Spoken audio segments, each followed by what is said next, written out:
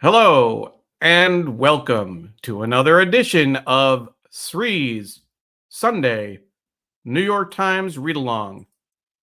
Our guest is Eric Weiner, journalist, author, and speaker. He's also the author of Ben and Me. His newest book is Ben and Me, In Search of a Founder's Formula for a Long and Useful Life, about Ben Franklin. Our host, of course, is Sri Srinivasan. My name is Neil Parekh. We are live on Facebook, Twitter, LinkedIn, YouTube, Instagram, and our Digimentors website. For everyone watching on replay, thank you so much for joining us. We always appreciate your support. Please like, please comment, please share, please retweet. Let people know we're going to be having a great discussion today. In addition to talking about Eric's newest book and his other books, we'll also talk about the news in this Sunday's paper, and it's the Emmys tonight. It's a big preview section in the paper about all the arts. So we'll definitely be looking through all of that. So please, let your friends know. Tag people. Make sure people know that you can watch live or later at your convenience. It definitely is. We get a lot of people watching on replay. So let's go ahead and bring up Sri Srinivasan. Sri, how are you doing? Good morning. It's early morning, 6:30 a.m.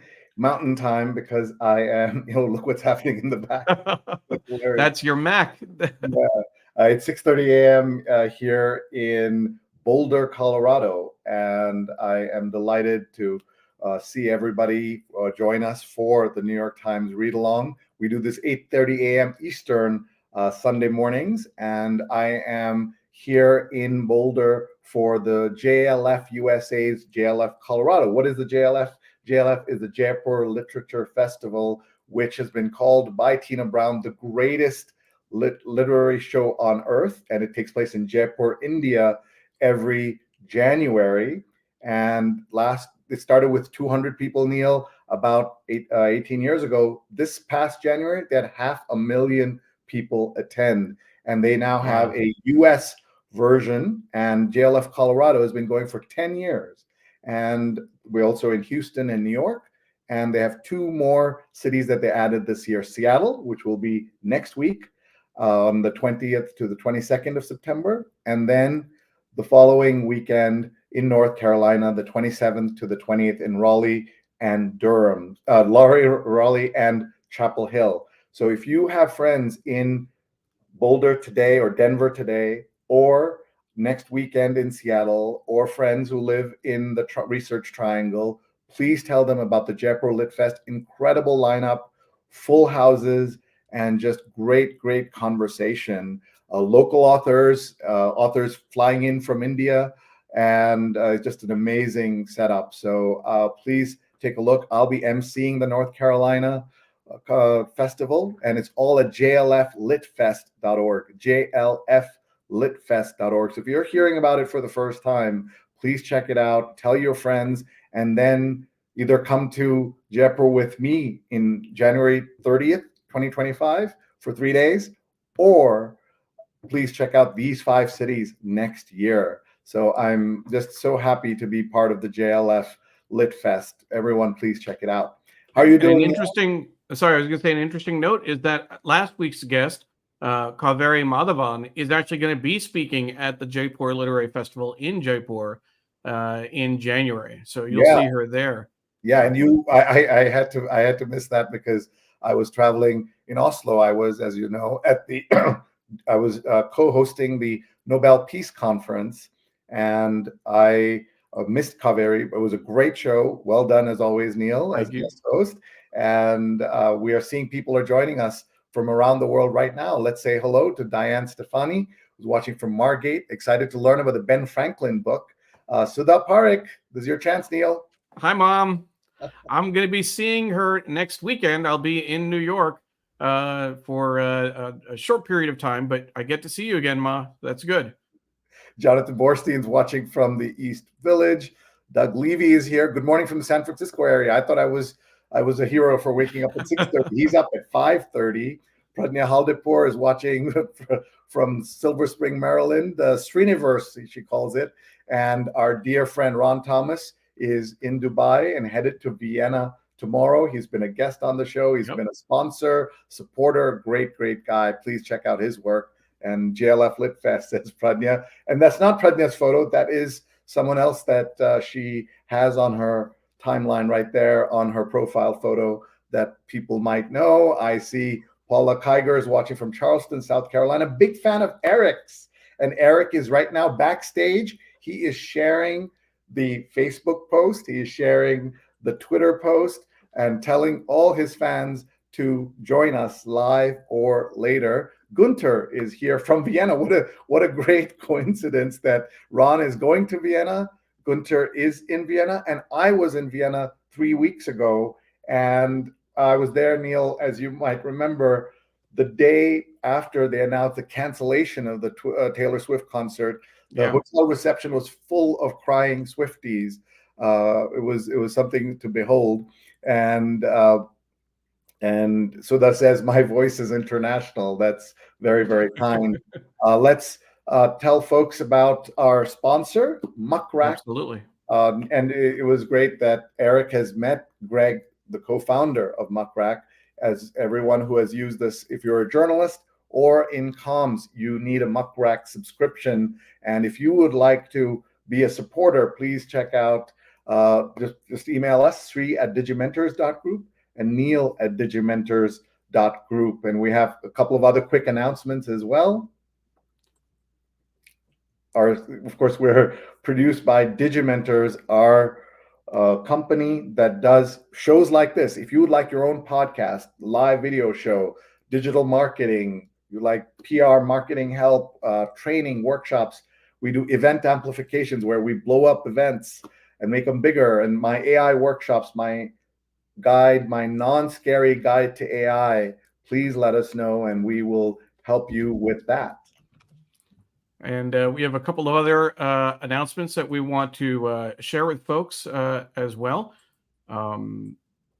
First off, I want to mention that Justice Aid, this really great organization, Therese Steiner, who is a friend of the show, connected us with Justice Aid and asked me to serve on the board, Sri. So I've been on the board there for about 2 years now. They have a concert coming up September 30th in DC to benefit Black Voters Matter. Black Voters Matter is the group that they've been supporting for the last 2 years now. 100% of your contribution will go to Black Voters Matter's work to fight back against voter suppression. They focus on voter engagement, policy advocacy, and organization development and training. And what's great is that Black Voters Matter is actually going to be speaking at a retreat that we're organizing for another client, Southern Poverty Law Center. Next week, Sri and I and our colleague Jenny will be in Atlanta. SPLC has a really great campaign called The South's Got Now, of empowering voters in the South, really focusing not just on voter registration, but really encouraging people to make a plan to go vote. As excited as we all are, as great as the debate was, at least for folks who were supporting Kamala Harris, it's still a close race in a lot of places. And so the one thing we want to make sure that people don't get complacent and don't figure, I don't need to vote, I don't need to be involved, she's got it in the bag. We need to make sure that everyone gets out, make sure you register to vote, then make sure you get out and vote as well. So I wanted to share those updates with you. I'm so proud of all our clients, but the SPLC, the Southern Poverty Law Center, is the group that helped kill the Ku Klux Klan and is bringing down those hateful Confederate loser statues. 400 lawyers working every day for civil rights in this country. And it's an honor to have worked with SPLC for 3.5 years. And so we'll be in Atlanta, as Neil said. We have folks coming in. Pradnya is asking for the URL for Justice Aid. Absolutely. So everyone, please check it out. Neil will post it. And Ike is watching from India. Thank you so much, Ike, for being with us. Let us know where you're watching from. And Pradnya says, vote like your life depends on it. And in terms of climate change and many other issues, you are so right, Pradnya. So please, folks, check out the work we're doing. And Doug says Muckrack is a terrific resource if you are in public relations. I'm glad they sponsored the read along. Thank you, Doug. And Doug has written multiple books on communications, especially public communications by public safety and other organizations. And Neil's got the link right there. And Steve Herman, former guest on this show, is on the road from Morgan County, West Virginia. So Eric's got a fan club. We know that already, but the fan club is here and he is posting, sharing actively while we get ready. Before we bring him on, I'd like to show you the front page of the paper. I don't have the print page, but we do have the New York Times publishes the front page right on its website. So Neil's going to zoom in for me so I can see the lead story on the right. So I see John Roberts. Let's go scroll down a little bit first to just see what that story is. How the Chief Justice shaped Trump's Supreme Court winning streak, details of private memos and insider interviews. So for anyone who thinks that Justice Roberts is not as as right-wing or as conservative as the three judges appointed by Trump, you're seeing here in detail why this happened. And the other headline is Hamas uses brutal tactics to keep its grip on Gaza. Group puts Palestinian civilians in peril in war and violently represses dissent. And if you can scroll up, one of the things that Netanyahu has said so many times is that all of Gaza supports Hamas.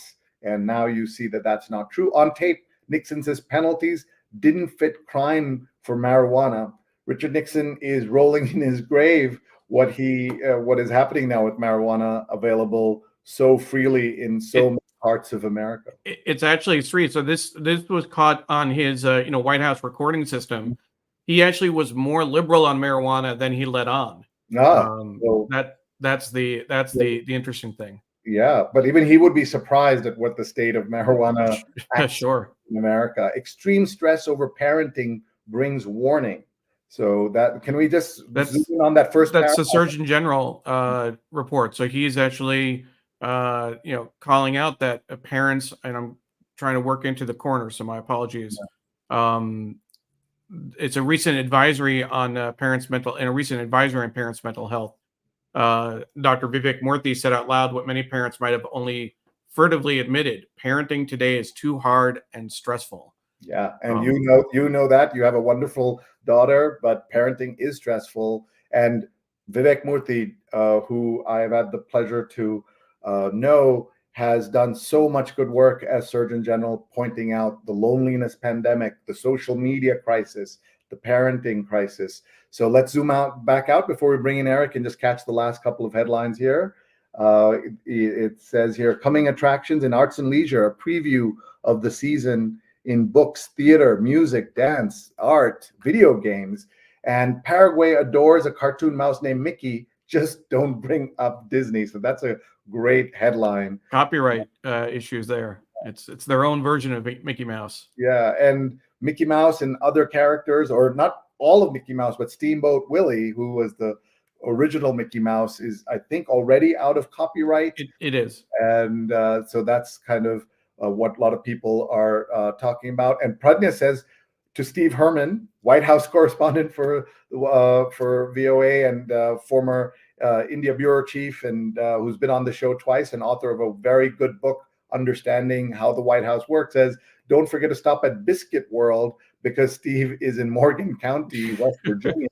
And Jimmy Carter is with us, both Jimmy Carters. One Jimmy Carter's watching now in North Carolina. And Jimmy, if you are able to join us in Raleigh or in Chapel Hill for jlflitfest.org, I'll be there September 27, 28. It opens, by the way, with Suketu Mehta interviewing Jhumpa Lahiri on stage. It's worth coming just for that. It's worth it.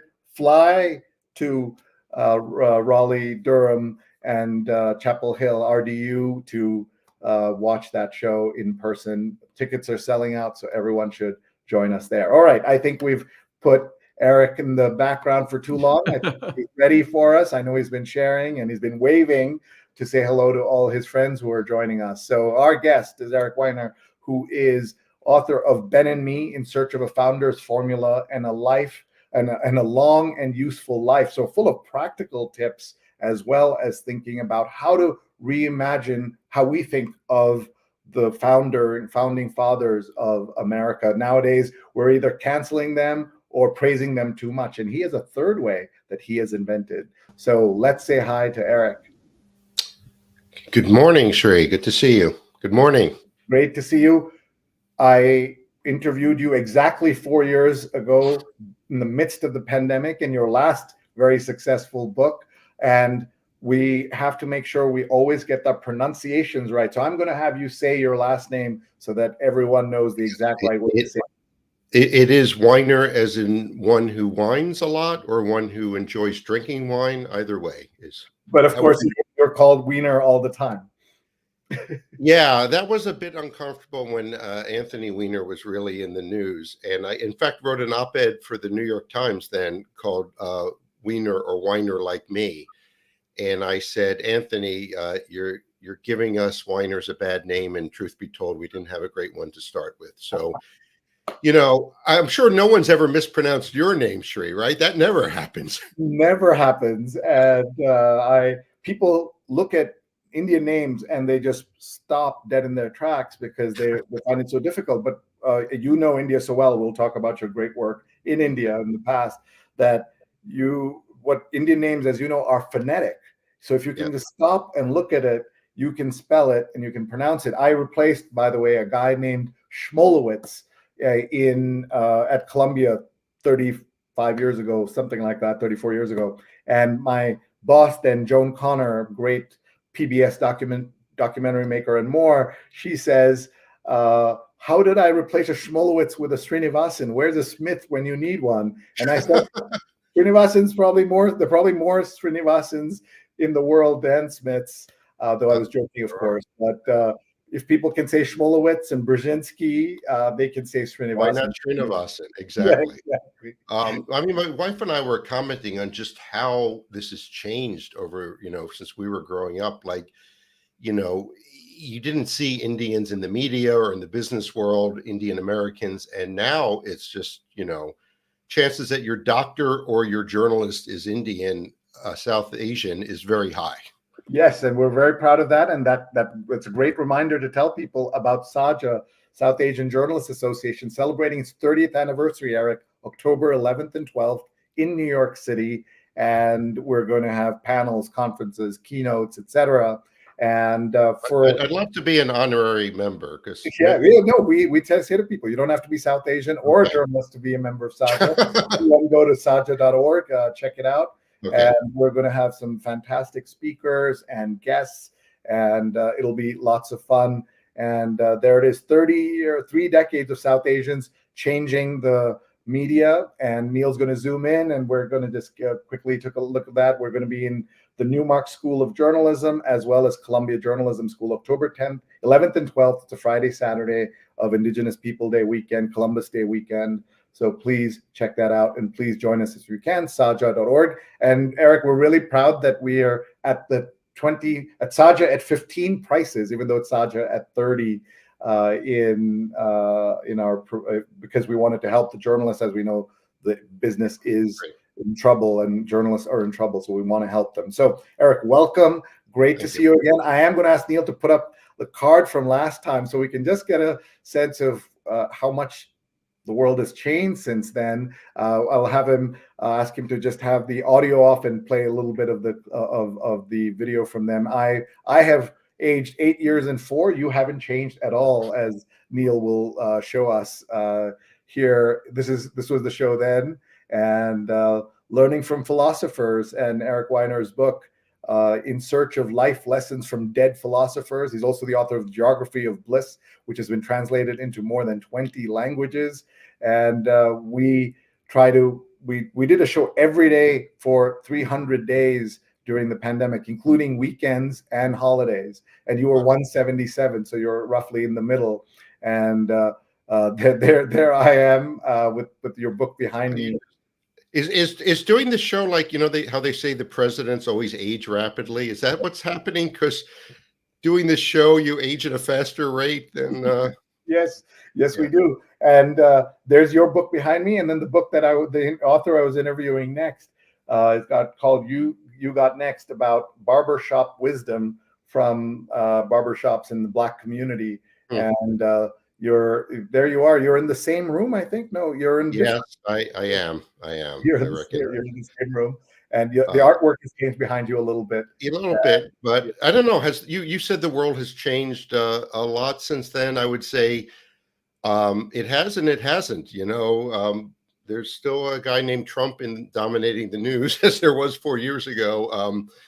But yeah, And COVID is still around. It's not gone. and COVID's still around, and I think there is a little bit of pandemnesia, as I called it, going on. That my theory is people have blocked out those dark days, those dark years, really, and well, without getting into politics too much, I think that's why Trump is benefiting from that. People don't want to even think about that time, so they block it out. With a straight face, he's able to say that in January of 2021, he left the country in a great state. And we know that a country with 5% of the world's population had 20% of the world's deaths in COVID, a country that has so many issues during the pandemic and all the other things. He just is able to say the opposite. And Yeah, and that was recent history, right? Just 4 years ago, and that's one of the themes of my new book, Ben and Me, is I'll call it the uses of history. Mhm. Okay, Americans, this, don't really care too much for history. We're a forward-looking nation. We're futurists. India is a civilization that's at least 3,000 years old. Europe's old, 5,000. Okay, depending where you start. 20. We'll claim 20,000. Yeah, okay. And America's just an infant nation. And so we have less history as a nation, as a people.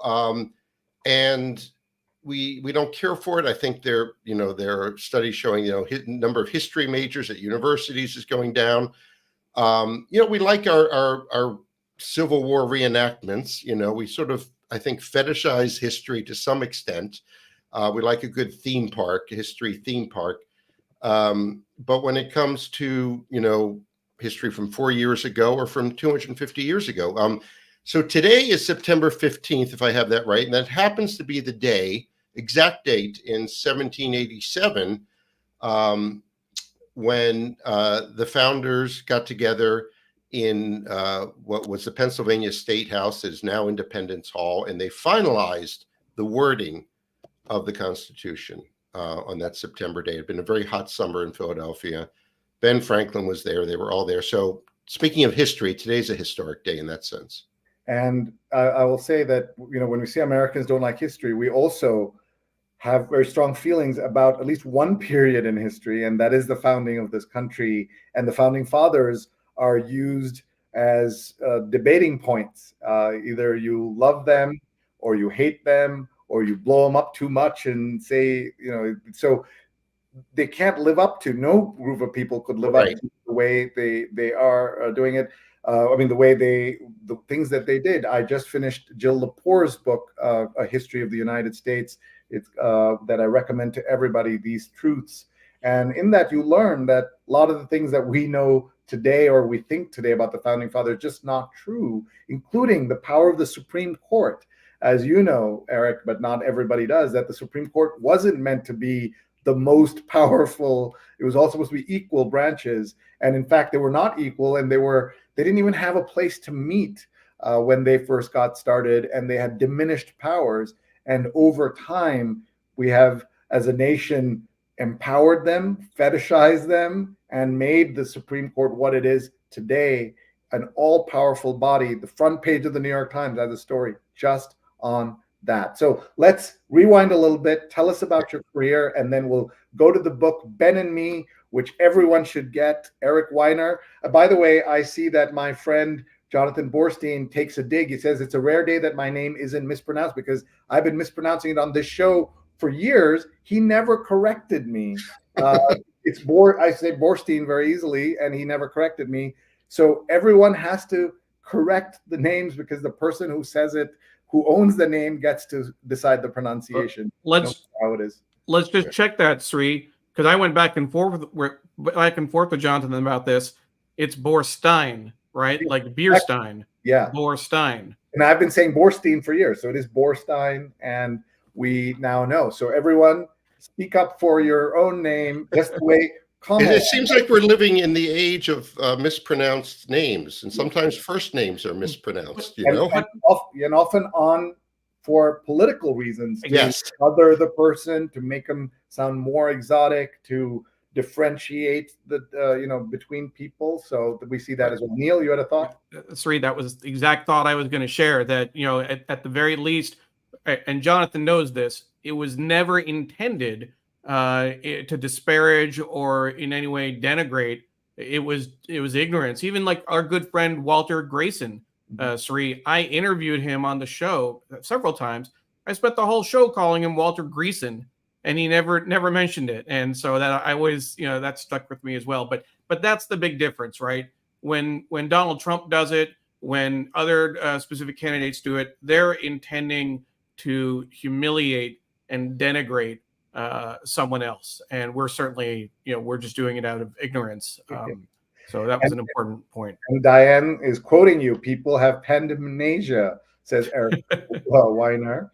And Chris Gorman, good morning, Eric. Sri, Neil, watching from New York, New York. And Roberta is watching from Richmond, Virginia. And this great to have everybody here. Thank you so much for watching. Tell your friends, tag them. They can watch us live or later on any of our channels: Facebook, Twitter, YouTube, LinkedIn, Instagram. And we are just so happy to have all of you here. Eric is about to tell us his journey. Oh, how about my career in 22 seconds? Let's see if I can do it. For most of my career, I was actually a foreign, or now we say international correspondent. And my very first posting was in New Delhi back in the 1990s. I had never been to India before in my life, and I moved there, sight unseen, basically. It was kind of an arranged marriage of sorts, and it turned out to be a very happy one. I fell in love with the whole South Asian subcontinent and everything Indian and Nepali, etc. And I spent 15 years reporting for NPR from various parts of the world. And then in 2008, I decided that journalism was a bit too negative for me, and I wanted to focus on the positive aspects of the world. And I wrote a book called The Geography of Bliss, One Grump Search for the Happiest Places in the World. And it resonated with people. It was a New York Times bestseller, as you say. It's been translated into more than 20 languages and is now a 5-part docuseries on NBC Peacock, starring Rainn Wilson of The Office fame, essentially as me. I discovered I enjoyed going in depth into one subject. I enjoyed writing in a personal and even humorous way, something I couldn't really do as an NPR reporter. And so I left NPR, and I've been writing books ever since. And Ben and Me is my 5th book. And I think that more or less brings us up to speed. Career you've had, and it's just so impressive, the range of things you've covered and written about. And Ben and Me, in search of a founder's formula for a long and useful life in a project. And here's we'll read a couple of the blurbs. In a project that's a disarming blend of biography, memoir, travelogue, and self-help, Weiner has produced a book that's both informative and inspiring. Few of us can hope to come close to living a life as useful and consequential as Ben Franklin's, but Weiner gave us ample encouragement, gives us ample encouragement to at least try. So Eric is going to give us some of those tips in a few minutes, and I want everyone to tell their friends who are always trying to better themselves by getting advice off of Instagram. Instead, you're going to get advice a little older than that and more timeless. And Kirkus Reviews, a warm combination of homage and introspective memoir. Franklin still inspires with a lifelong sense of wonder, respect for virtue, and lively curiosity. These are great blurbs and testimonials. And I just want to show folks that we are also live on Twitter, and you can see here, we're just going to blow that up a little bit so that you can see that the folks are sharing this all over the world. And Sharon Moshavi has just put it on her channels, and she's the president of the ICFJ, which does such incredible and important journalism work, the International Center for Journalists. And so everyone, please check out ICFJ at 40, well ahead of Saja, which we're only 30 years old. And Sharon, thank you for sharing this. And we look forward to talking again soon, having you on the show as well. So thank you for that. And we have John Lee says, yes, Surprise 3 was able to get the host chairs back because Neil's been stepping in for me and doing such a great job. And he also says he and a group of it's my response. Yeah, it says, I keep reminding him it's called Sri Sunday New York Times Read Along. Thank you. And our Irish friends have been saying, try Irish names, pronouncing Irish names, not easy at all. And Eric has a website, which is ericweinerbooks.com. So please check that out. And Ron says, I have a challenge with Middle Eastern names and always ask up front to pronounce it for me. And that's great. And that was a great series on Peacock. Interesting to see, Happy Places. And he got to be played by Rainn Wilson, who was Dwight on The Office, as he mentioned. And that's a show, by the way, that I think historians of pop culture will study about how it crossed generations. Young people, Gen Zers who were in high school, middle school, loved that show, even though it was about, in theory, something that they would not want anything to do with, and that's working in a paper office in Scranton, Pennsylvania. And that's a fabulous show. And Rainn is hilarious, and he's hilarious on Twitter. And what you have done is you've built a business out of all of this. So talk about your tours and workshops, and you have something coming up in Bhutan where people can hang out. I discovered a number of years ago, I enjoy running these workshops in South Asia, writing workshops, but no experience required. Writing, thankfully, is not like neurosurgery, right? Your brain surgery. You don't, if you mess it up, the results are not as catastrophic. So we take pretty much anyone who's interested in both seeing Bhutan and developing their voice as a writer. We spend 10 days there. We move around the country. We meet with Bhutanese officials who talk about the policy of gross national happiness they have in the country and other relevant topics. And we meet Bhutanese novelists. There's a wonderful woman named Kunzang Chodon who wrote the very first book in English by a Bhutanese person, male or female. And she's charming, and we meet with her. And it's May 5th to 15th. And we have a few slots open, so go to either my website or HimalayanWritersWorkshop.com for more information. And we have people from around the world who join us, and I'd love to have people join us.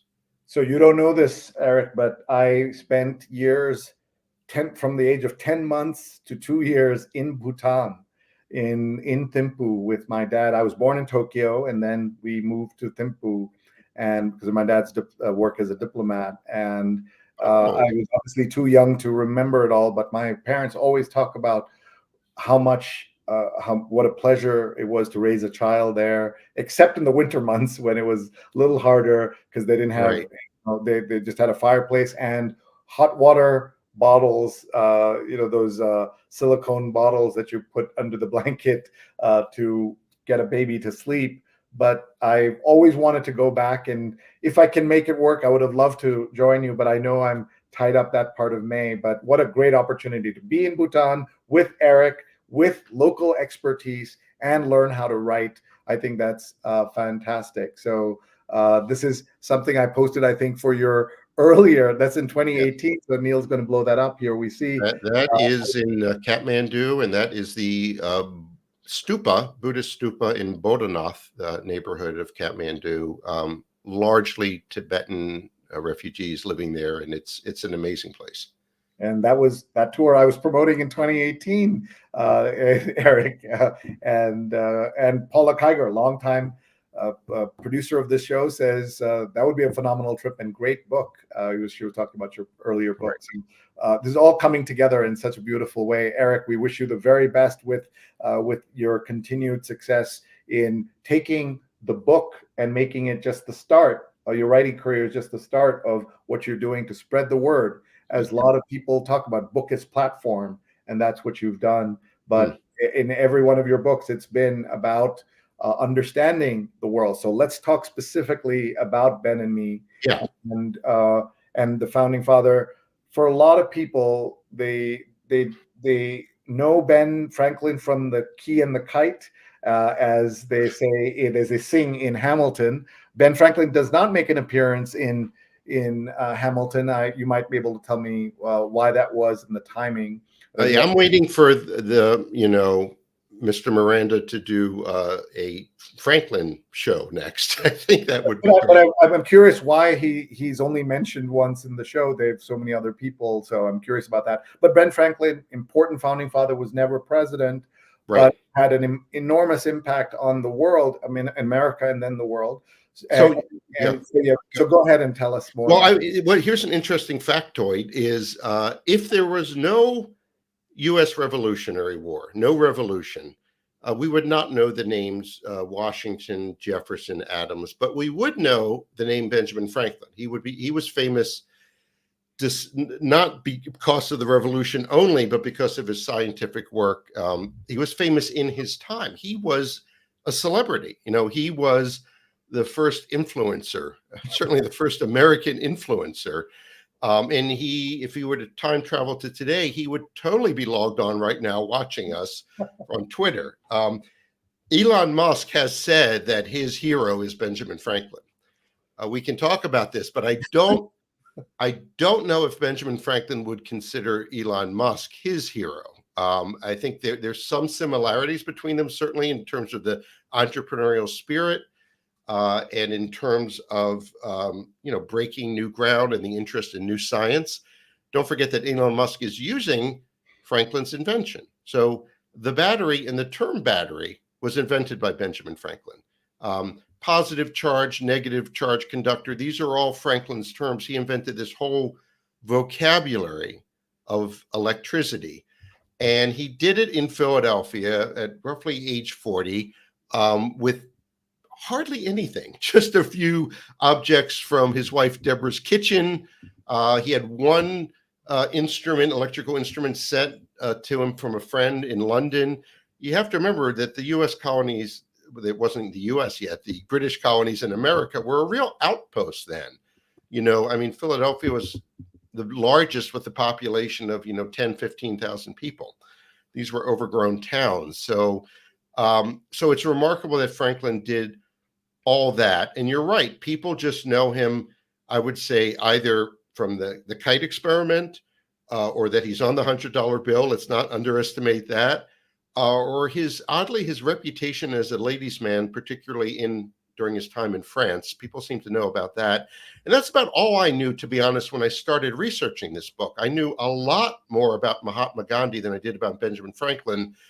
And I just thought that had to change. And I've sort of avoided American history. I'm much more comfortable learning about and writing about, for instance, Indian history. And I had a whole bookshelf of books by and about Gandhi. But I don't know. I felt that, what do I have to say about the founders? And that's been done. But I discovered there was much, much more to Franklin than these sort of cartoonish images we have of him. He was a man in full. He was much more complex. He's on the $100 bill, but he had, and you may be shocked to learn this, some, I would say, socialist leanings. Mm-hmm. He thought there should be a cap on the amount of private property that an individual could own. He thought paying taxes was a very good idea and argued for higher taxes. And he had all these inventions, the lightning rod, the bifocals, the flexible catheter, believe it or not, and many other things, and never applied for a single patent because his philosophy was one of pay it forward. And he articulates that view very clearly, that he said, I benefited from these other inventions of other people and they should benefit from mine. So on the $100 bill, but not a die-in-the-wool capitalist. I mean, he was definitely a businessman, loved free trade, but he was much more complex. So there. And this is another example of Elon Musk not doing any research or knowing enough about the things he talks about, and doing so much damage to the world as a result. So someone should send him that book, or send him. Well, and Franklin was oppositional to Musk in that he took this sort of Hippocratic approach to politics. First, do no harm. That was his philosophy. Whereas Musk is do as much harm as possible. Right, and he also, Franklin, tried very hard not to offend people. He hated confrontation, and we could talk about this, but he had all kinds of strategies that are still useful today for getting along with people, that you disagree with. And we're going to get to the strategies and tips on how to live a long, useful, purposeful life. One of the things that I remember hearing attributed to Ben Franklin was early to bed, early to rise makes a man healthy, wealthy, and wise. And is that a Ben Franklinism, or is this misattributed? It is. Most of these Ben Franklinisms come from his persona as a man named Poor Richard, Richard Saunders, who wrote this almanac. Yes. Almanacs then were hugely popular. I mean, and you walked into a house in Pennsylvania in 1745 and you'd find two books, the Bible and Poor Richard's Almanac. And that was just part of Franklin. That was his pithy sayings that a lot of them he borrowed elsewhere and sort of jazzed them up. And that's how we came to know him, I think, as this face of capitalism and hard work and not a lot of fun, was from that. But yeah, that was one of his sayings, along with, fish and visitors stinking after 3 days and those sort of things. But he when he was a young man in his 20s, he came up with a list of 13 virtues that he wanted to stick to. One of them was industry, working hard. And spoiler alert, he failed miserably at keeping them. But it was instructive. He developed this planner, really. Like, he loved paper planners. He invented the idea, really. And he would put a mark down anytime he veered away, a black mark, veered away from, say, the virtue of silence or honesty. And he was very much into developing habits, and those started early in the morning, usually. Yeah, and of course that's why you wake up early. And I'm somebody who changed, Eric, from a person who would not wake up till 9 o'clock or later, 8 o'clock or later if I could, sleeping as much as possible, to someone who now gets up by 5:15.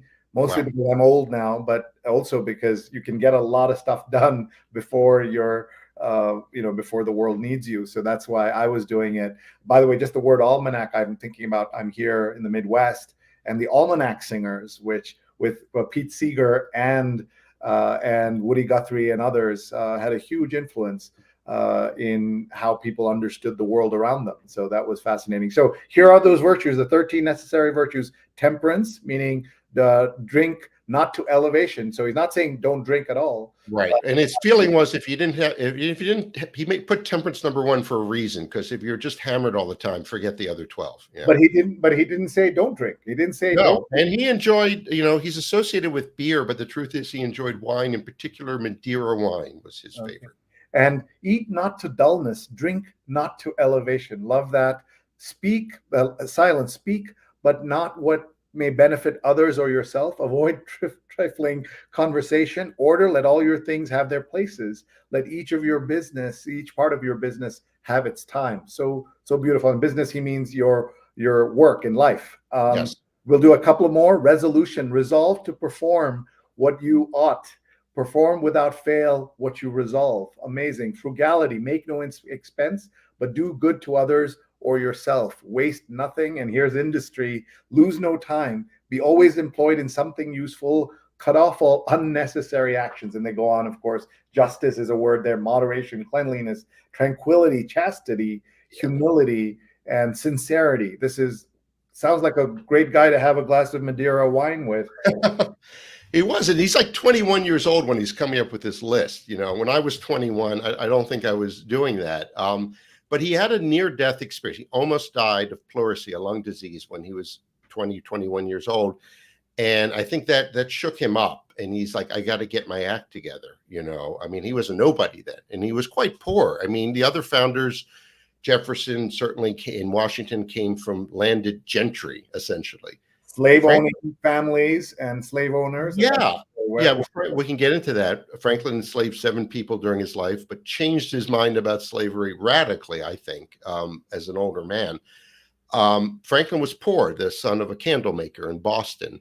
And when you think of the American dream today, the rags to riches story, that's Franklin, and he writes about this in his autobiography, which he never finished, by the way, but he writes about becoming someone, and he writes in a compelling way. And so when you think of this, like lifting yourself up and the fact that you can make anything of yourself, that's Franklin. He's the original one. And he was poor. Now, he was white, and that helped certainly a lot, but he did not come from the kind of money and land that Washington and Jefferson did, for instance. Pradnya says, has Eric seen the Ben Franklin episode of the Who Was show? Incidentally, he shared that episode with Gandhi, and that show completely engrossed her kids in history. So do you know that show at all? I don't know that one. I think she might be talking about these kids' books that maybe they came from there. I do know about, for instance, the recent series with Michael Douglas that focused on Franklin's time in France as the U.S. representative there. So he's enjoying a bit of a resurgence, I think. And you're helping. We're having a moment of Ben, as I call it. Yeah, that's great, and that's great. The Pradnya says she's talking about the Netflix series Who Was show.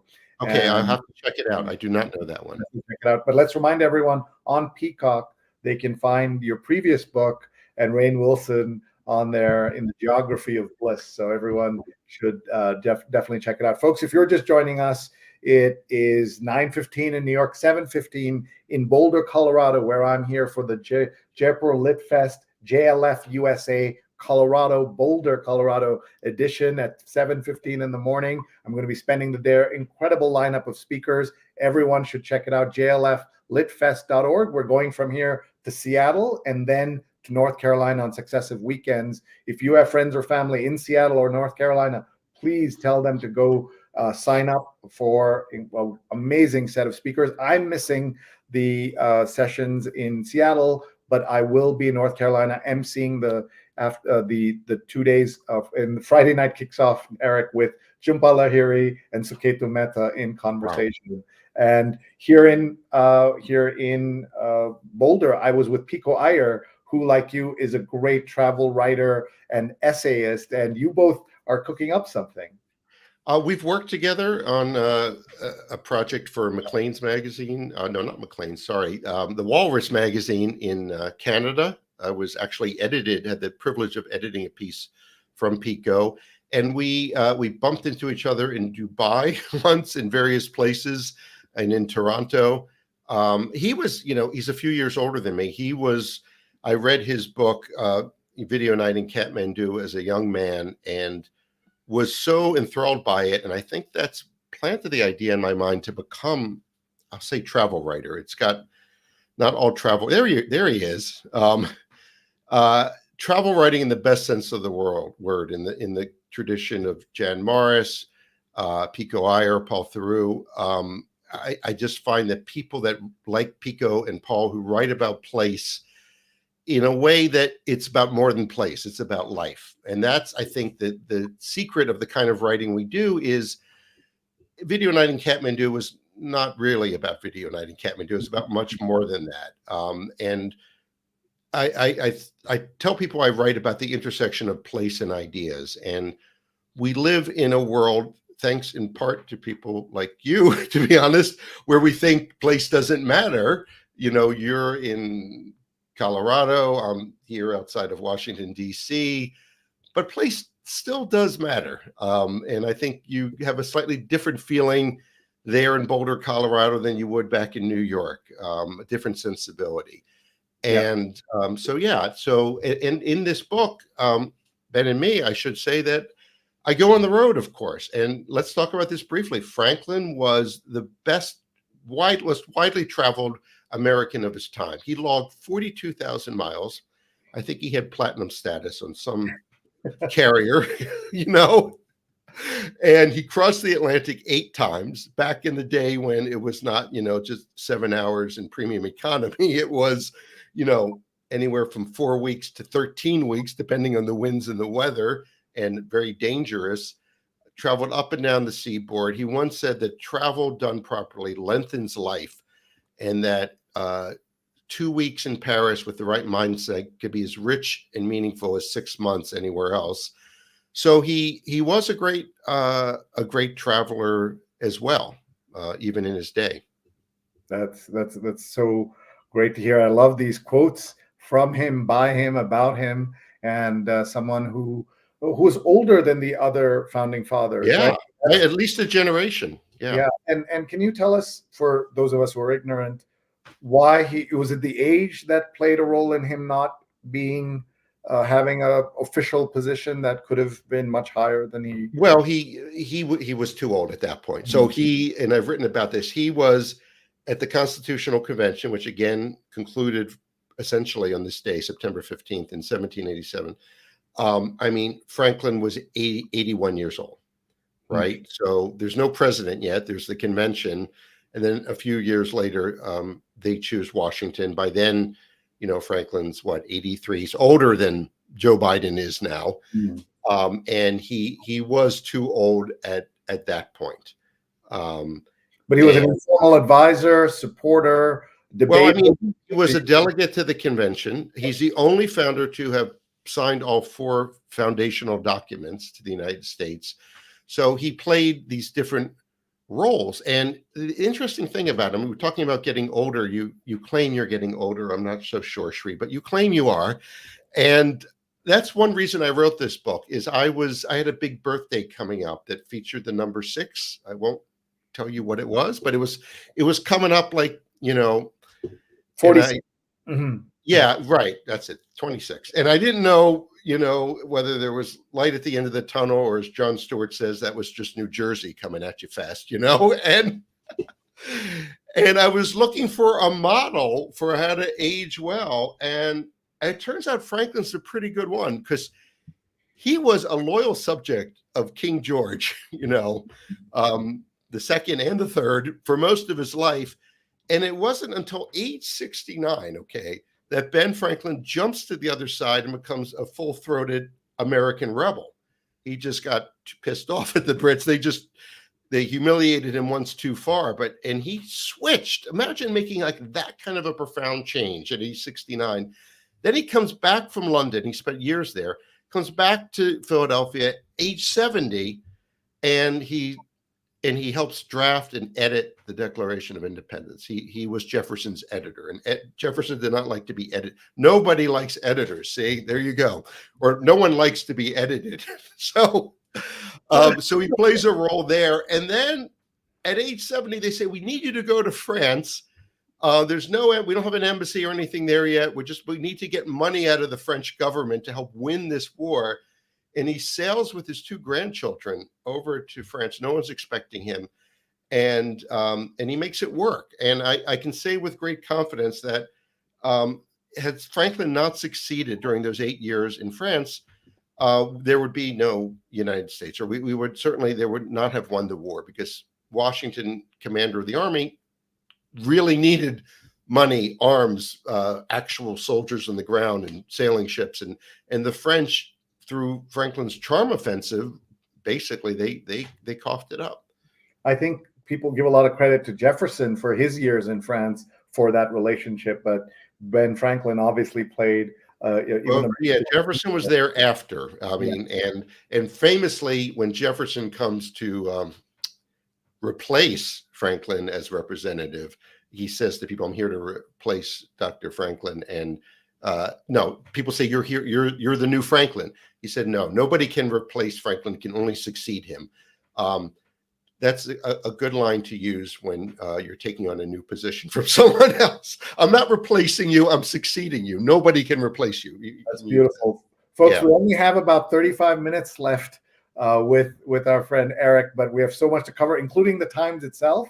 But I do want to get a few tips now on how to live a long and useful life, as your book promises, and then get to the paper, and then we'll come back to you at the end and do even more of the book. So give us some tips. Yeah, well, 13 that we talked about already. yeah. And these are me teasing them out from his life. Sure. One is the very idea of usefulness, right? Which making that the purpose in life. Now, I've written about happiness in at least one book, and I sort of conclude at the end of Geography of Bliss that happiness is not the ultimate objective. Actually, we want to have meaningful lives. And what does it mean to lead a meaningful life? It means being useful. And I think we have very mixed feelings about it. On the one hand, yes, we want to be useful. On the other hand, someone might say, "Oh, Shri, that woman Debbie, she's just using you," and that means that you're the one with the character flaw as well as her, because you're the kind of person who lets yourself be used. Ben Franklin, I think, would be fine with that. Let me be used. He began every day in his journal writing a question: "What good shall I do today?" Wow. And ended every day with the question: "What good have I done today?" Wow. And it's a reorientation to thinking like that. He was no Mother Teresa. He loved life. He loved women and wine and all that. But that was his North Star, being useful. And he was not opposed to tricking people into being better versions of themselves. I'll give you an example. He's in Pennsylvania, and they want to build a hospital. And the doctor trying to raise money for the hospital is having no luck. Franklin goes to the Pennsylvania Assembly. The head of the assembly says, "Hey, if we can raise $2,000 for the hospital through donations, will you match it with another $2,000?" And they said, "Sure," thinking there's no way he'll do that. It's a lot of money then. Franklin raises $2,500. They coughed up the money. He just invented the matching grant, which is, of course, used today. And he took great pleasure in sort of tricking people that way. Let's talk about another thing that you can do. Let's talk about anger, which Franklin wrestled with throughout his life. He was saucy and provoking, his words, when he was young. He realized that got him nowhere, and he worked very hard to channel his anger into productive means. So going through his correspondence, he wrote thousands of letters in his life. I noticed that there were some that looked very angry, where he would just lash out at people. And then I noticed at the bottom a note that the letter was never sent. These were placebo letters. This is what Franklin would do: is he would write an angry letter and then, as a rule, wait 24 hours before sending it. I think this applies to email as well today. To just pause for a beat or two. I just want to say, this is what I tell everybody: write the angriest, most acerbic letter you want, and then hit save draft. Save draft. That will save your job, will save your career, will save your relationships if you do that. So this is what Franklin did. He hit save draft, and I'm sure he would do it in the email format. Just one more. I know we don't have a ton of time. There is something today known as the Ben Franklin effect. Have you heard of it? Maybe not. Tell me. Okay, I will tell you. So Franklin noticed, so he's a young man in his 30s, and he's working as a clerk at the Pennsylvania Assembly, pretty lowly job. And there was a very powerful, respected man there who just didn't like Franklin. I don't know why, but he didn't like Ben. And what could Ben do? Well, I think most of us would kind of suck up to that gentleman and, do favors for him. Ben took the opposite approach. He asked this man to do a favor for him. He said, "Oh, I heard you have this rare and beautiful book. Can I borrow it for a while?" The man says, "Sure." And he lends it to Ben. Ben returns it with a nice note, and they became fast friends. And Franklin observed that the way to win someone over is not by doing favors for them, but asking them to do a favor for you. And then in the 1960s and 70s, some psychologists started doing research into this and found that, in fact, through studies, that it is true that we like people who we do favors for and not who do favors for us necessarily. Why would that be? I think it's because we then are invested in them and their outcome. And it's a way to, I tell young people this all the time, that don't try to win by people with gifts and favors and dinners and all of that. Make them want to do And we got things a with study you. on the screen. Someone, is that Neil who's making this magic happen? Yes, he is. Of course. Boy, he's just, I feel like I could, whatever I say, it's on the screen seconds later. That's It pretty says, cool. why do we like to help people when we're doing them a favor? Why do we like, so let me see that headline again, Neil. Why, that's the Ben Franklin effect. Why do we like someone more after doing them a favor rather Yeah. than the So way there are a couple theories about it. I'll go through this quickly. One is cognitive dissonance theory. Essentially, cognitive dissonance. We don't like. It's very hard for most of us, those who are not Indian at least, to hold two competing ideas in our head at the same time, and it makes us uncomfortable. So, if you ask me for a favor, and I say, let's just say I don't really like you, Shri, just argument's sake, and you ask me to do a favor for you, and I do you a favor, I think, well, I don't like Shri, but I'm doing Shri a favor, so maybe I do like him. So we resolve the cognitive dissonance by coming around and liking the person we're doing a favor for. That's one theory. I have a second theory, which is simply that we like to be useful and to do good. And there have been lots of studies that show that altruism, makes the person doing the good feel better, right? It's like a boost of serotonin in our brain. So that's another reason. By asking me to do a favor for you, you give me an opportunity to be useful, to get that endorphin hit, So yeah, the Ben Franklin effect. And do I have time for one more? Yes, one more. Okay, last one is simply, and I've sort of touched upon this before, the idea of willing to change your mind, right? Be willing to change your mind. So Franklin, and again, this was right around this time, September of 1787. He's 81 years old. He's at the convention. He's the oldest, most respected person there. And it was touch and go whether this thing was going to pass. The U.S. Constitution, is it going to happen? And he gives this amazing speech, one of the greatest speeches of all time, where he says, and I'm paraphrasing, this is an imperfect instrument. He didn't call it a document. He called the Constitution an instrument, right? Something you use. And he said, I don't think it's perfect. I don't know if it's ever going to be perfect, but it's the best we got.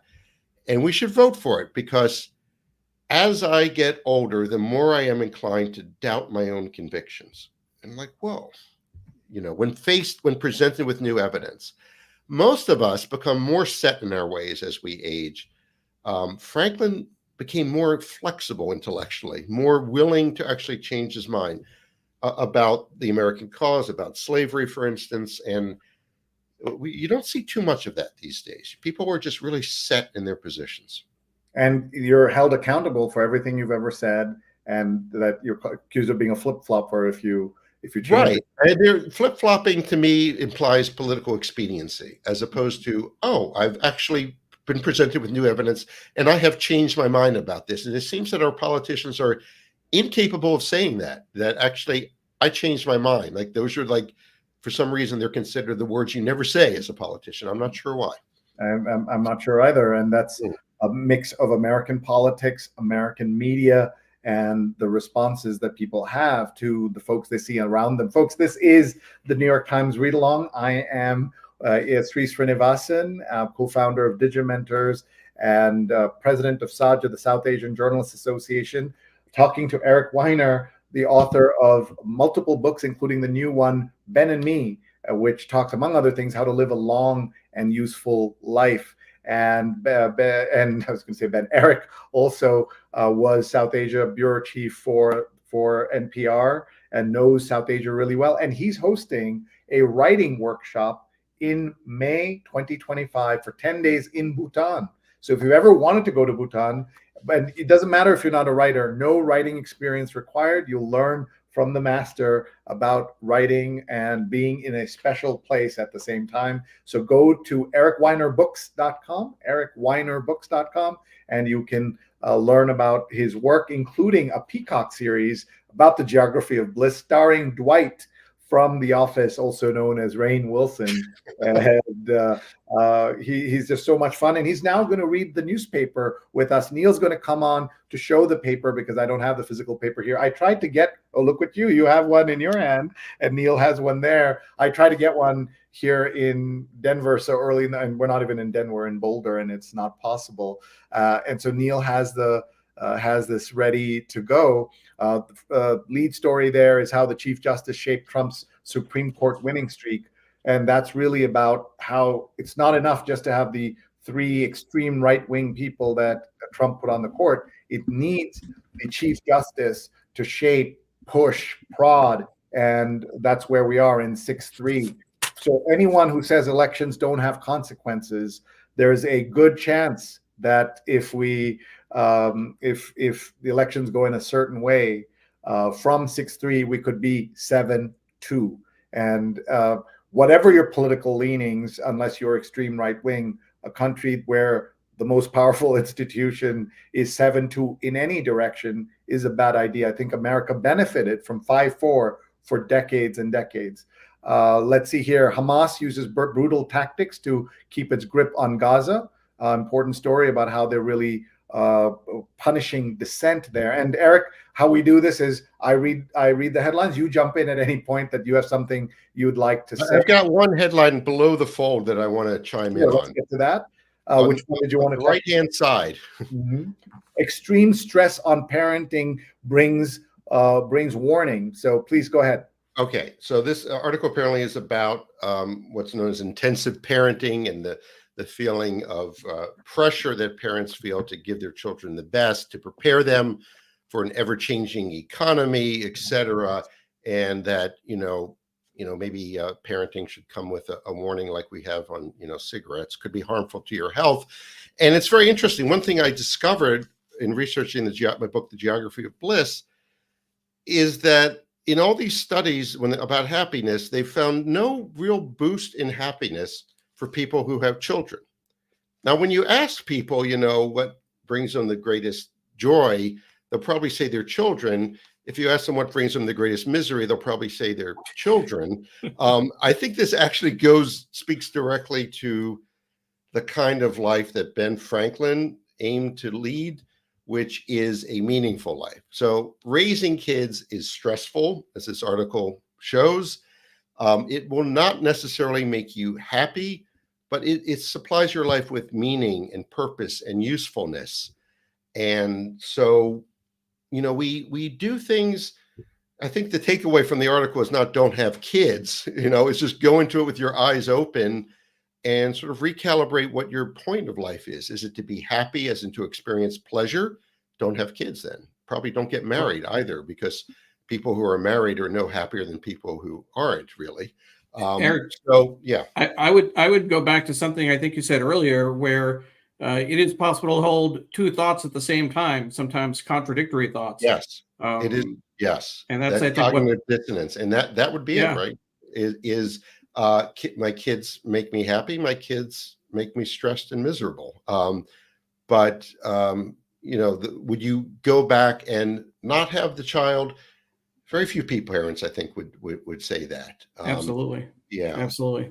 Let's look at what else is in the A-book, the front page section. I always like pointing out, and I'll just go back to the top of the fold. It's rare. Usually you see the display photo on the left-hand side and the lead right here. So this layout is a little bit different, just two articles atop above the fold. I also like pointing out that in New York, with their printing press that Sri and I have both been to, they can print up to 40 pages in the first section, but the New York Times is actually printed around the country at 27 different presses to get local delivery. And here in DC, Eric, our paper is printed by the Washington Post. Eric's in Silver Spring.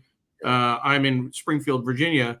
The Washington Post can only handle 20 pages per section. So you get this kind of a second section of the front page.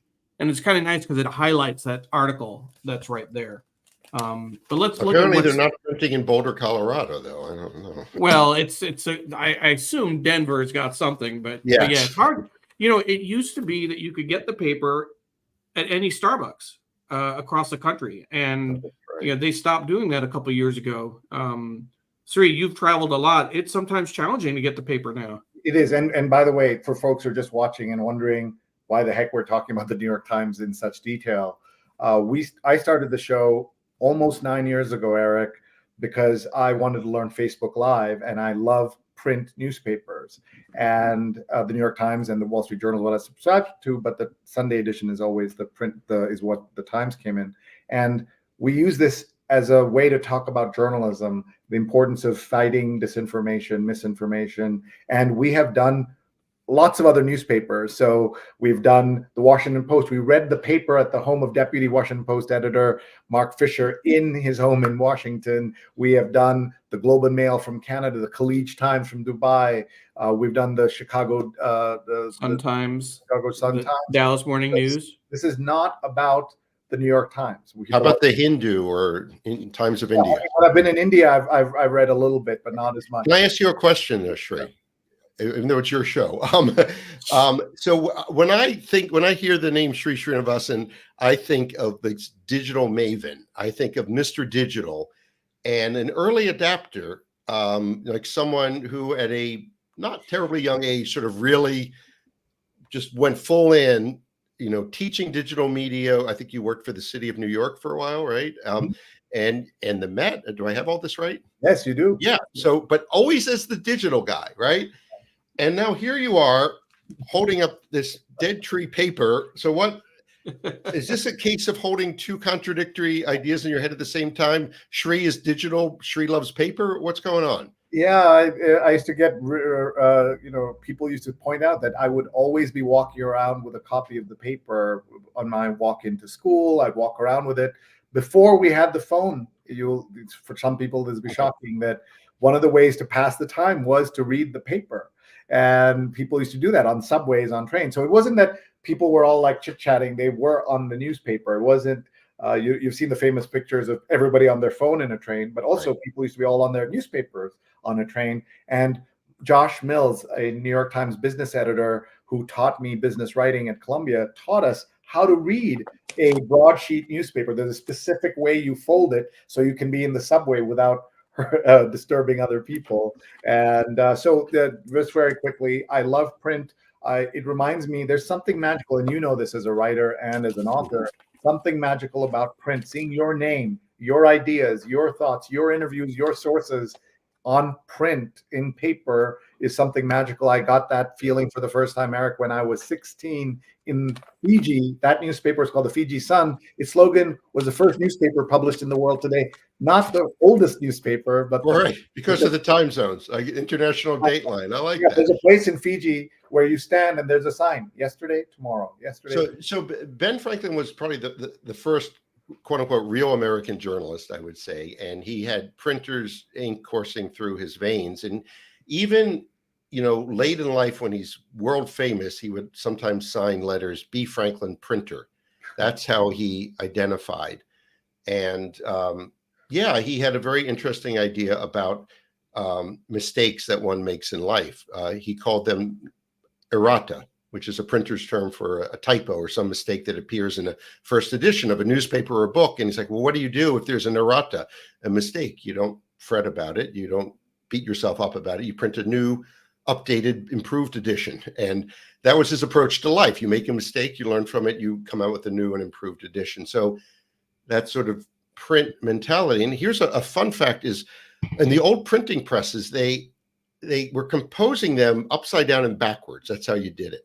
And my theory, which I explained in the book, is that Franklin, as a printer from age 16, had to sort of think from different perspectives by looking at the world at that angle. And I think it helped him become this innovative thinker. When you're composing backwards and upside down, that's got to do something with your young brain. Yes. Yeah. Ron Thomas, who's watching from Dubai, says, my love of newspaper started with my mother. That was relaxation every afternoon. I have tried digital, but no match for that paper and turning pages, Ron. That is so beautiful. And we were thinking of your mother. It's very, very beautiful. My mother, my father are big newspaper people. And in India, even today in your hotel room, you can get 6 to 7 dailies in the big metro cities in India. They have 3 to 4 business newspapers. America has 1. And so the print is in a different place. There's the downward slope of journalism and print journalism in the world, but there are still places with this. And Diana says it's getting harder and harder to get the New York Times on Sunday mornings before 10 a.m. in California, and she's up super early in California. I don't get the print copy anymore because it doesn't come until after I've left the home for the day. But I love print. Yeah. And No, it's a morning ritual, really. Yes, it's that's coffee right. and bagel, and yeah. And Neil grew up with the New York Times, and that's the reason we have the show now, which I started on my own, and he jumped in to just help me make it better. And now it's thriving because of Neil and his father, who was a newspaper publisher, News India Times.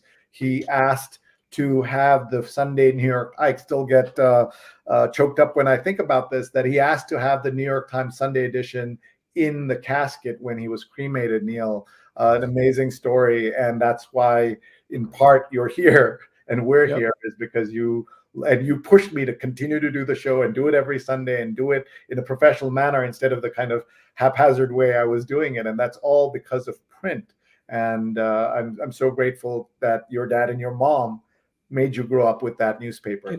We talk about you, Eric, to your point, your question about to Sri earlier, Mr. Digital. We talk about the show as an homage to print, certainly, an homage to the New York Times, an homage to journalism, and that's why we've covered other papers as well. Oftentimes, when we see a really good article and we work closely with the Times, we're not officially affiliated with them, but we are in contact with their design team and their print editor, Tom Jolly. We'll show the digital version of an article because they do some incredible work with their online experience. Right. So it's not exclusive to print. But there is something that we find serendipity when you're looking at the print newspaper. Right. You'll find articles that you wouldn't necessarily search for. When I look at the app, I look at the app like 15 times a day, but I'm mostly looking at the front page and looking at sports. I'm looking for specific articles, right? And the app is perhaps the algorithm's giving you more sports and front page news and that sort of thing. And I'll put in a quick word for another print object, which is the book. Not my book, but no, just the book. Like, isn't it interesting that, look, my daughter is 19. She's a sophomore in college. She only reads print books. She doesn't read on a Kindle. Their textbooks, unfortunately, or a lot of them are only digital now. But when given a choice to read for pleasure, she picks up a book. She also has a turntable, and she bought an 8-track tape player, which really amused me. So there is this, with the new generation, this assumption that technology only moves in one direction, I think is wrong. It can swerve and move in different directions. And let's not forget that this is a piece of technology. This is technology no more or less than your iPhone is. And the printed book, the codex, as they call it, that opens like this, is a wonderful technology. It's not perfect, and there are things my Kindle can do that a printed book can't do, but there are things the printed book can do, like give me that physical sensation, et cetera, that the Kindle can't do. They're both technologies. Like, I think just something need not be electronic to be a piece of technology. So, yeah, you're absolutely right. By the way, I'm holding in my hand Pico Iyer's A Beginner's Guide to Japan. I began my life in Japan, and I hope to get back there. And so I had to get that. And I lived there for 4 years as well. Yeah, so you know it well. Folks, we have to make an executive decision here. We have 10 minutes left. So I'm going to ask Neil just to show us the front sections very quickly, just glance through them just to see what the headlines on them are. We're really sorry, but the conversation's been so great. I blame Eric. Sunday opinion cover is something to do with the elections, of course. He'll flip it over so we can see what it is. In fact, it's about who gets to kill in self-defense, how the law fails women who fight back against domestic violence. So thank you for that, Neil. The business cover is, oh my God, let's see what this headline is the Trump war-making machine. Yeah. How The Apprentice helped create a path for the White House for the future president. So there's two things about that. The Apprentice did that, and I know people who worked on the show, and they say the stuff about the grabbing women and all that stuff that leaked. There are other horrible things he said, but Mark Burnett, the creator, has kept them under lock and key. He could release them, and it would affect the election, or may not. It may make him more popular, as we saw it releasing. Remember the October surprise? It turned out not to affect him in any way. Walter Greason says that the more we read together, the stronger we all become. Walter Grayson is the pronunciation, and Walter is the former guest on the show and the co-author of The Graphic History of Hip Hop, which everyone should check out. And Walter is a friend and a former guest on the show. Let's keep going to see what else is on there. Sunday Styles, Layover on the Way to Eternity. And Neil, tell us what that is. A discreet mortuary has long catered to New York's elite and those who mourn them. This is a picture. Thousands of mourners showed up for Rudolph Valentino's service in 1926 at the Frank E. Campbell Funeral Home on Madison Avenue. Which funeral home, yeah, which is, I saw that every day for multiple years because it was opposite my school that I went to, PS6 in Manhattan. Lenny Kravitz, Chevy Chase, Peter Yarrow from Peter, Paul, and Mary all went to that school, and on the Upper East Side of Manhattan. So this is the new season section, and they have multiple sections: arts and leisure, about what's happening in the popular culture, and then they have dance. This is theater. It's Time to Fall in Love. It's a Romeo and Juliet show. Okay. This one is part 2, theater, dance, classical. Well, that's Daniel Day Kim. Daniel Day Kim, who was, by the way, Eric, a guest on Asian American, Pacific Islanders, Native Hawaiians for Men for Harris, a show that we helped produce. Mm-hmm. And Daniel Day Kim, Ken Jeong, and Lou Diamond Phillips, all these great Asian American stars were on that show. And I was in Vienna producing it at 2 a.m, and Neil was up late as well. Let's keep going. We have a request from my mom. She's talking about Eric, who wrote a book about Ben, but she wants him for part 2 of a show. So I think she wants you back on. All right. Do you know that person, Neil? That person? I think so. Yeah. Yes. My mom. Okay. All right. Is she a loyal? She is a loyal viewer. Yeah, she is. Okay. Oh my God, Ellen went to PS6. When I'm fancy, I call it the Lily Deverell Blake School. I did not know, Ellen, that you were there, and that's amazing. And the arts and leisure cover of this section is this is part 3, art and architecture. So first of all, Daniel Day Kim. This is for in Yellowface. He returns to Broadway, but in the kind of performance that you haven't seen from him before. He's not afraid to fail. So that's Daniel Day Kim.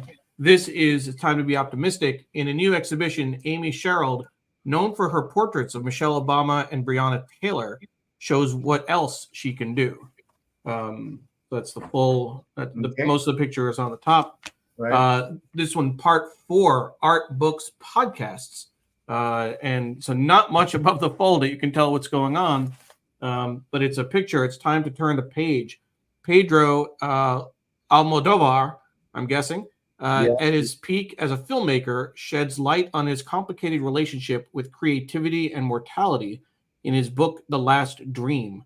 And so here we have, isn't it unfair, Eric, that all these people who are enormous successes in other fields also get to write books, and then here our book writers have to struggle with celebrities writing their books too. Yeah, yes, there are. The celebrity book is a phenomenon. You look at the New York Times bestseller list, and of the top 10, say, nonfiction books, 7 or 8 will be celebrity books. Yeah. So part 5. By the way, I just want to say, Arlene says I read print books. I do have a Kindle, but I'm on the computer screen so often that my eyes and brain require a break from the screen. And she's been watching on a subway platform, and then she moved onto the #1 train. So she's watching as we're going here in real time. She's live tweeting us, or live sharing where she is. And what's the cover here? This is part 5, film, television, pop, video games. I don't know if I'd be curious if they've used that title before. So again, the picture, the headline, it's time to watch a star rise.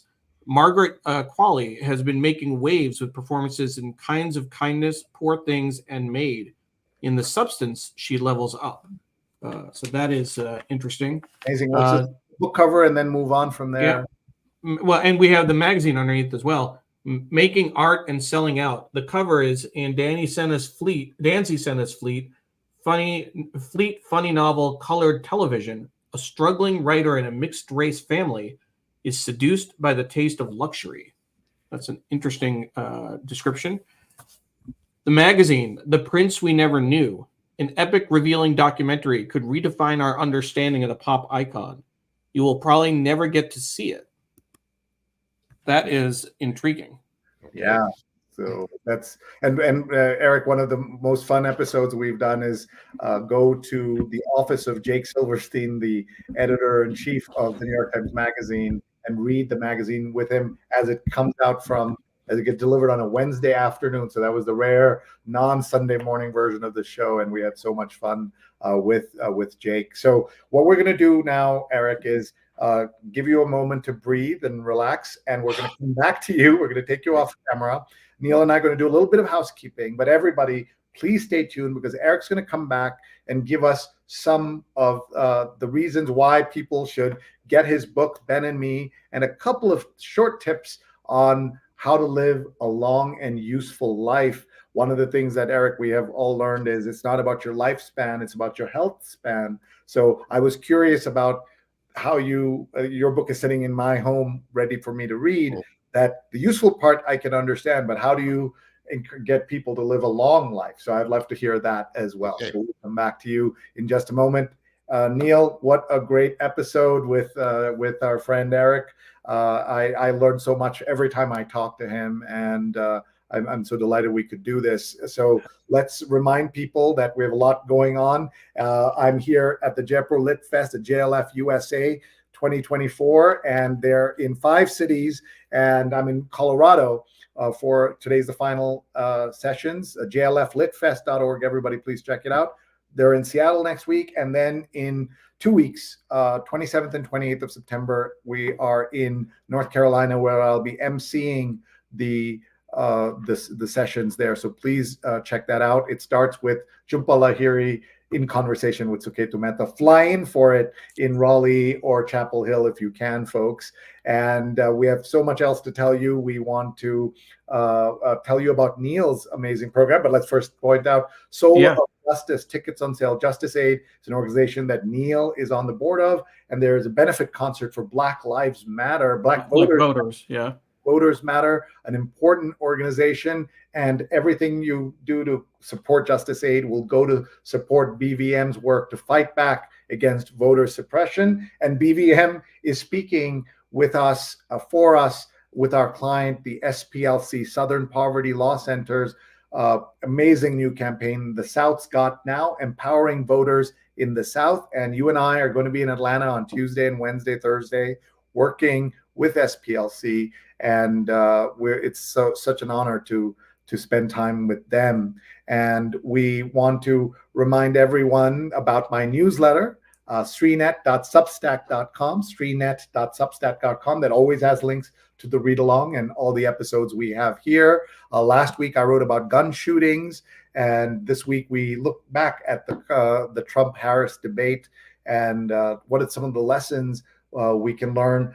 When we were writing the column, Neil, it was 54 days or so since 53 days or so since Harris had become the nominee or had taken over, and then there are 53 days left. So this is last week's. And I think this week's is still to come out. I think it still has to. Evening, it's going to come out, and that's about the elections. But about the debate. But this is, if you can scroll up, The Onion, a print newspaper, now digital, runs this. It's one of the things that people will look at as the way to approach school shootings. They made this headline and run it every time there's a mass shooting. No way to prevent this, says the only nation where this regularly happens. You have to laugh sometimes, Neil, as we said during the COVID show and everything else. You have to laugh because otherwise you'll be crying all the time. And so this is the newsletter, and we appreciate everybody who subscribed. Srinet.substack.com, Srinet.substack.com. The great Carol Joyce Oates recommends the newsletter multiple times. Has done it on Twitter as well as in her own newsletter, and it's the honor of a lifetime to have something like that recommend the show. So I think we are ready to bring back. This is Neil's show, Shining Light on Shadows, a candid conversation about mental health. Dr. Rochelle Kritzer, the importance of community and the importance of having a community that helps and supports you. And Neil, I know you've benefited enormously from your community. Absolutely. Rochelle was our guest last Thursday, Our show airs the second and fourth Thursdays of the month. She's also a neighbor of ours in Hastings-on-Hudson.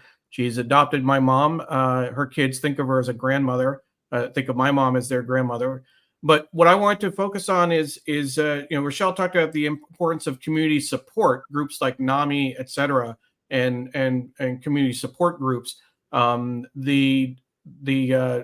I wrote in terms of the blog post was really focusing on the work that you've done, Sri, to build community here with the New York Times Read Along. I use that for the two shows that I've been producing. That has been my community support. These live stream shows, the comments, the emails, the responses to text. It's just been incredible. So I want to thank you for that and really appreciate how much support you've given to Shining Light on Shadows. It really does mean a lot. Thank you, and thank you for doing it. Not enough South Asian men, people of color talk about mental health, and you've done that. NAMI, by the way, for those who are not familiar, National Alliance on Mental Illness. Yeah. And so everyone should know about that. And Diane says, I've been inspired to get Ben and Me. While I prefer print, my life works better these days with audiobooks. I look forward to my long drives listening to Ben and Me. I assume it's available on audio. So that's a moment to bring back on the show. Eric, talk about the audiobook. And narrated by me. Oh, wow, great. And not to brag, but the audiobook won an Earphones Award from Audiophile magazine. Figure I'm just one step away from the Emmys now. Or yeah. But so I worked at NPR for years as an on-air correspondent, and I like to speak. And there's something very gratifying about narrating your own book. I don't know if you've done this for any of your books, and it just I feel like the book isn't done until I've recorded the audiobook, and then I feel like it's really done. And I put a lot of energy and effort into giving it the best read I can, and I think I write for the ear, probably from all my years at NPR. And let's not forget that humans have been listening to stories for hundreds of thousands of years, if not millions, and only reading them for 7,000-8,000 years, roughly. So there's something, I think, about hearing an oral storytelling that really is deep-rooted in us. And I think that helps explain the resurgence and the popularity of audiobooks right now. They are soaring. That and traffic. Traffic's another factor. You can listen in the car. Yeah. Yeah. Doug Levy says, if you're an American citizen living abroad, register to vote. Have you registered to vote yet? If not, go to votefromabroad.org to do so now. I'm curious where the votes go. Do they count in the Electoral College for your home state? Is that what happens? I'm not sure. And Diana says that she's been inspired to get Ben and Me. So that's great. And she's going to get the audio version. And that's really cool. So now we are going to put our friend on full screen, and he's going to be immodest about the book, why people should get it. And he's going to tell us one or two more tips from Ben and Me about how to live a long and useful life. You talk a lot about utility and usefulness. Right. Talk about the longevity, because I'm waiting for that. And Neil? Make sure you hold the book up when we put you in full screen. Yeah, there you go. Okay, Ben, do you see the similarity? I mean, I really think it's there. The hairline, if nothing else. So why should you read the book? I wrote the book for people who would otherwise never pick up a big fat biography of Benjamin Franklin.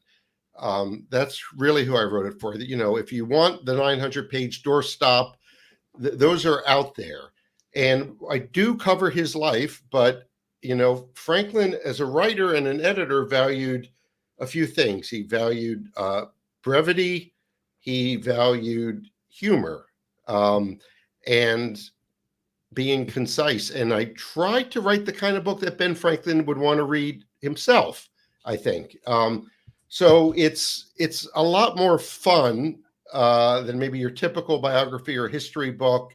And it, I look at his life through, how do I put this?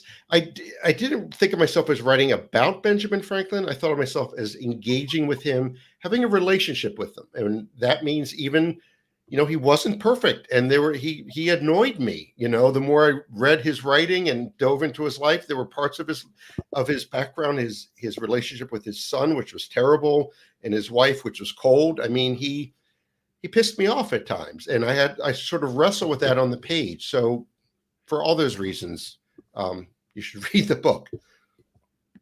That's good enough. Well done. I know as a journalist and a writer, you want the writing to speak for itself, but that's not good enough these days, as you know. And I thought it's not. There are lots of good books that don't get attention. Yeah. So should I talk about the long part of A Long and Useful Life? How you can live to a right. Franklin died at age 84. He lived to 84. Okay, in the 18th century. That 84 is pretty solidly old now. Back then, it was really old. And why did he live? So I have theories. One is, even though we see these portraits of him as this rotund, jolly, beer drinking, wine drinking guy, he was really buff as a young man. He was a boxer. He lifted weights, and he was a swimmer. This was his big exercise. He was an expert swimmer at a time, 18th century, when very few people knew how to swim. Not even sailors, believe it or not, knew how to swim. But Franklin taught himself how to swim and impressed people with it. He's the only founding father inducted into the International Swimming Hall of Fame in Fort Lauderdale, Florida, a fun factoid. And I think he wrote this amazing letter to a friend who was in his 50s, and said, Ben, am I too old to learn how to swim? And Franklin says, and this is in the book, he says, essentially, the water doesn't want you to drown. It wants you to float. That's buoyancy. And it's a lot harder to drown than you think. And I think it was his attitude toward life. He had a kind of emotional buoyancy. He never got really bummed out. He remained optimistic even when terrible things were happening around him. And he had health issues, lived to 84. He had suffered from the gout and kidney stones at a time when there wasn't really much treatment. But he was not, unlike me, he was not a whiner. He just said, basically wrote to his sister, Jane, saying, well, I think about all the things I could have suffered from that I don't, and I'm just grateful. And I look at the world, as she says, I look at the world, and overall, I have to say it's a pretty good sort of a world. And I try to keep that in mind in my life, that just, you read the news, which is great. The news isn't great. The news is terrible. It's good to read the news. But I think it's important to remember that and so I try to do in my writing, there are good things happening out there too, in your backyard, in India and Fiji, wherever. And we need to shine a light on those as well.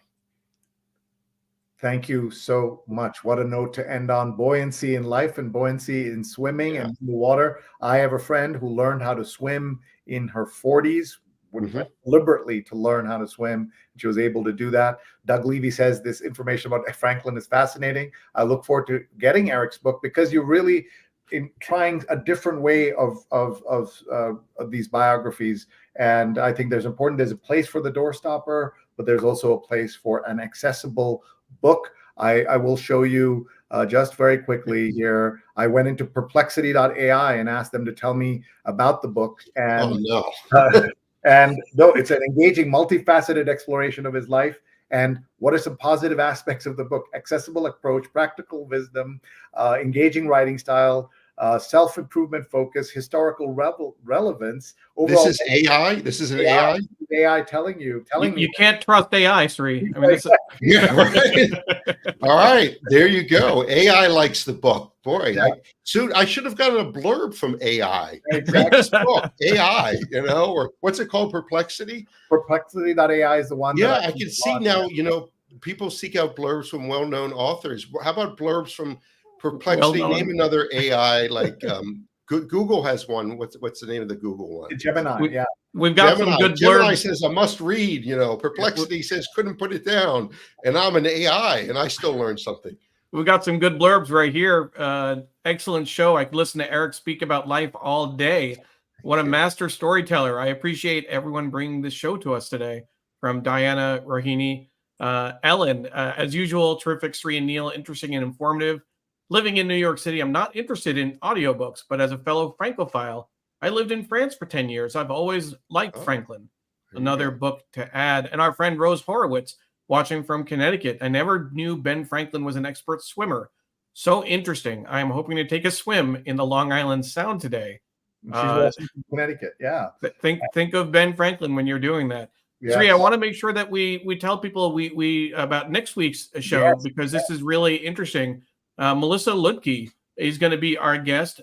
She was a Sports Legend. Illustrated baseball reporter in the 70s, and she is the author of a new book, Locker Room Talk: A Woman's Struggle to Get Inside. And I'll just say on a personal note, I struggled to use this picture of her as her headshot, because that's at Fenway Park in Boston, and I almost took the background out completely, but it just didn't. I don't know, but she will be our guest, and we're looking forward to that. Hope folks can join us next week. Sundays, 8:30 a.m. to 10 a.m., a show that's made by you all who watch every time live or recorded on Facebook, Twitter, YouTube, LinkedIn. We'll be live on all of these shows. Eric, thank you for your time. We're way over time. We're grateful to you. What are you doing this Sunday? I'm reading the New York Times and sitting on the patio and reading a novel by Azerbaijan's best-known writer that I've been asked to write a blurb for. So it's a reading day. Yeah. Good. The photograph behind you, last thing, the picture behind you, to me, from a distance, it looks like Rabindranath Tagore. It is You got it. Rabindranath Tagore. I gave Neil that quiz when we talked earlier, and he could not name Tagore, but it is Tagore, and we should have a whole. We should do it. I write about Tagore in my book, The Geography of Genius, and I write about the Bengal Renaissance, as it's known, and about what I talk a lot about Tagore in Calcutta, as it was known then. So you should do a show on Tagore. Yeah, well, I'd love to have you on. Yeah, I'd be happy to talk about him. Yeah, well, I'll just say one last thing about Tagore. Most people don't know this, but he was the first non-European to win the Nobel Prize, and was knighted, and was so angry about what happened with the British in India that he protested in very significant ways. And my work with the Nobel Prizes is one of the great honors of my life. And every time I think about what it would have taken for the Swedes and to honor this man in 1915 or 18 or whenever it was at a time. He was the first non-white person to win any Nobel Prize. He won for literature, Yes. but the first non-white person or Asian person to win the Nobel Prize. Yeah. All right, folks. Thank you very much. We'll get off the air right now. And Neil's going to turn off the show. Thanks, everybody. See you next week. And please follow along. Thanks, everybody. Bye, Eric. Yes. Bye, Sri. Bye, Neil. Ben and me. Namaskar. Yeah, namaskar. Namaskar. Bye-bye, everybody.